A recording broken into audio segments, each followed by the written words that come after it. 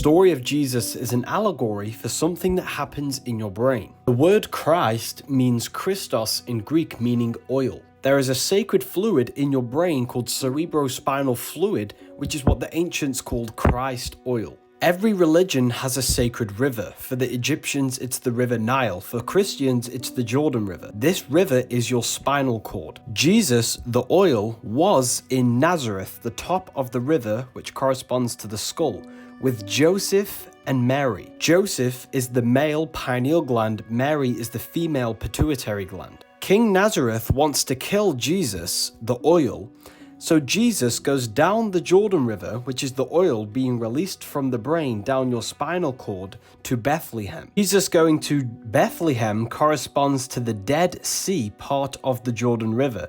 The Dead Sea is your sacrum bone, where the cerebrospinal fluid goes to the bottom of the spinal column. Joseph and Mary are waiting for Jesus to return up from the bottom of the river back to Nazareth. Joseph corresponds to the pineal gland, the male, and Mary corresponds to the pituitary gland, female. When Jesus returns from Bethlehem to Nazareth, he gets crucified and killed at the age of 33 in a place called Golgotha.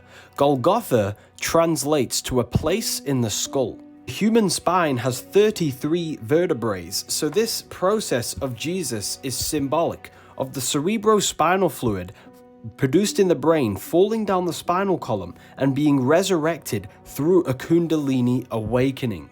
This is the same reason why Santa Claus comes down the chimney with presents, drops them off, and returns. Returning the cerebrospinal fluid is said to open up parts of your brain that were not active before. It also helps sustain and regenerate the life of the cells of the body. Therefore, the story of Jesus is about the resurrection of the human life and consciousness.